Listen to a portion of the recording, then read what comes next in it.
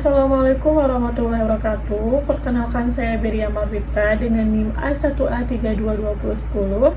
Saya dari Prodi PPKN. Nah, di sini saya akan membuat video tugas yaitu untuk memenuhi mata kuliah Hukum Pidana. Nah, kali ini saya akan membuat video tentang menganalisis salah satu buku hukum pidana, yaitu tentang buku pengantar hukum pidana transisi hukum pidana di Indonesia. Nah, buku ini yaitu pengaturan hukum pidana transisi hukum pidana di Indonesia karya Dr. Yasmirah Madrasari Saragi, Dr. Alwi Hadianto, dan Dr. Masubayo Eko Prasatyo. Nah, buku ini yaitu membahas dasar-dasar teori serta perkembangan hukum pidana di Indonesia. Baik, di buku ini bab 1 yaitu pendahuluan. Bab ini membahas dasar hukum pidana sebagai bagian dari hukum publik yang mengatur perbuatan yang dilarang oleh undang-undang serta memberikan hukum bagi pelanggar. Dibahas pada sejarah panjang hukum pidana di Indonesia mulai dari masa VOC, kolonial Belanda, penduduk Jepang hingga masa kemerdekaan dan pembuatan KUHP nasional. Bab ini juga menyoroti sifat hukum pidana sebagai hukum publik dan menjelaskan dua aliran besar, yaitu aliran klasik dan aliran modern, serta fungsi utama hukum pidana dalam menjaga ketertiban sosial dan keadilan. Kemudian pada bab 2 yaitu pembagian hukum pidana. Bab ini menjelaskan klarifikasi hukum pidana menjadi beberapa bagian, yaitu yang pertama hukum pidana material, menentukan perbuatan yang dapat dipidana dan hukuman bagi pelakunya. Yang kedua, hukum pidana formil, di mana mengatur prosedur penyidikan, pembentukan dan pelaksanaan pidana. Dan yang ketiga, hukum pidana dikolektifkan dan tidak dikodifikasikan, membedakan hukum yang terkodifikasi seperti KUHP dan hukum di luar KUHP seperti Undang-Undang Koperasi dan Terorisme. Dan yang keempat, hukum pidana umum dan khusus, menjelaskan perbedaan antara tindakan pidana umum dari KUHP dan tindakan pidana khusus di luar KUHP. Yang kelima, hukum pidana tertulis dan tidak tertulis, menyoroti hukum adat dan peraturan daerah yang masih berlaku. Dan yang keenam, hukum pidana lokal dan internasional, menjelaskan keterkaitan hukum pidana daerah nasional dan internasional. Kemudian di bab 3 yaitu sumber hukum pidana. Sumber hukum pidana meliputi hukum tertulis KUHP, peraturan perundangan, dan tidak tertulis hukum adat.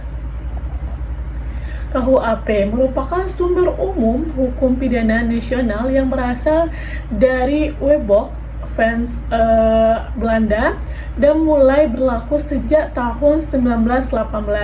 Selain itu, hukum adat tetap diakui dan di konteks tertentu, terutama dalam menekankan keadilan sosial yang hidup di masyarakat. Kemudian di bab 4 yaitu teori dalam hukum pidana. Nah, bab ini menjelaskan teori-teori dasar pemidanaan, yaitu yang pertama teori absolut atau pembalasan pidana dijatuhkan sebagai balasan terhadap penjahat. Yang kedua, teori relatif atau tujuan pidana, tujuan untuk mencegah kejahatan dan memperbaiki pelaku. Dan yang ketiga, teori gabungan atau modern, di mana menggabungkan aspek pembalasan dan perbaikan sosial. Bab kelima yaitu asas-asas hukum pidana. Yang pertama ada asas legalitas, tidak ada pidana tanpa undang-undang. Yang kedua, asas teritorial, yaitu hukum pidana berlaku di wilayah Indonesia. Yang ketiga, aspek personal, yaitu berlaku bagi warga negara Indonesia di luar negeri. Yang kelima, asas perlindungan, di mana negara melindungi kepentingan nasional. Yang 5. Asas universal, di mana hukum berlaku pada pelaku kejahatan berat lintas negara. Bab 6 yaitu penemuan dan penafsiran hukum pidana.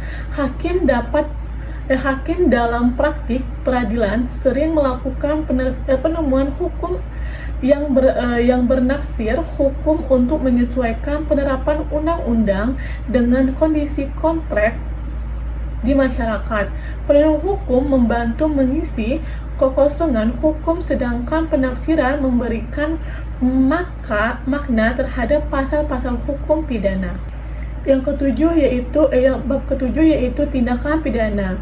Tindakan pidana adalah perbuatan manusia yang dilarang dan diancam pidana oleh undang-undang. Unsur-unsur tindakan pidana meliputi perbuatan manusia melawan hukum, ancaman hukum, kemanapun bertanggung jawab, dan adanya kesalahan. Bab ini juga menjelaskan jenis-jenis delit seperti delit formil dan delit aduan. Bab 8 yaitu tentang kesalahan dan pertanggungjawaban. Bab ini membahas unsur kesengajaan, kelainan, serta kondisi seseorang dapat diminta pertanggungjawaban pidana. Kesalahan mencakup niat, motif, dan kesadaran hukum pelaku. Selain itu, dibahas pula konsep percobaan tindakan pidana. Bab 9 ini membahas tentang pidana dan pemidanaan. Pemidanaan adalah proses penjatuhan hukum terhadap pelaku kejahatan.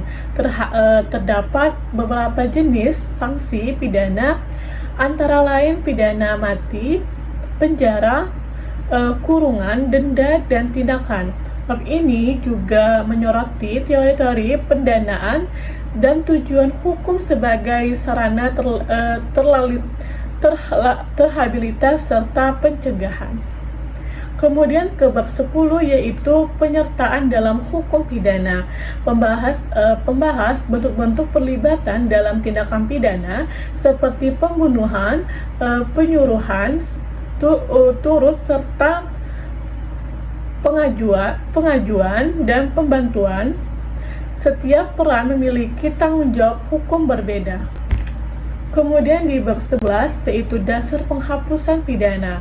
Tindakan terdapat alasan pembenaran, misalnya pembelaan terpaksa, perintah undang-undang, dan alasan pemanfaatan seperti tindakan maupun tanggung jawab daya paksa. Selain itu juga diatur mekanisme amnesti, abolisi, dan grasi. Kemudian bab terakhir yaitu bab 12 di mana rancangan KUHP tahun 2022. Bab terakhir membahas penegasan KUHP baru pada 6 Desember 2022 yang menandai transisi hukum pidana nasional. RKUHP menekankan keadilan, restoratif, perlindungan HAM, dan adaptasi terhadap nilai-nilai hukum Indonesia yang hidup di masyarakat. Baik, di sini juga saya akan menganalisis yaitu jurnal-jurnal yang berhubungan dengan kasus hukum pidana. Di sini saya akan menganalisis dua jurnal. Yang pertama yaitu jurnal pertanggungjawaban pidana terhadap pelaku tindakan pidana penyalahgunaan senjata tajam. Penulisnya yaitu Aditya Rizal Pramanda dan Sri Astuti Wahyu Prawisiti. Poin-poin utama dalam jurnal ini adalah tujuan penelitian untuk menganalisis pertanggungjawaban pidana terhadap pelaku penyalahgunaan senjata tajam di Indonesia. Senjata tajam sering disalahgunakan untuk pidana seperti pengancaman dan perampokan.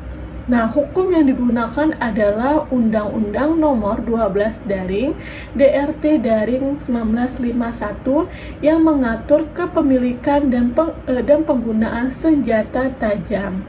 Studi kasus putusan nomor 225/PID SUS PN SBY.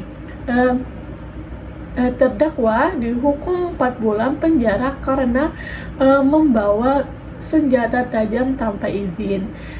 Pendekatan penelitian ini hukum normatif atau studi dan case afforded.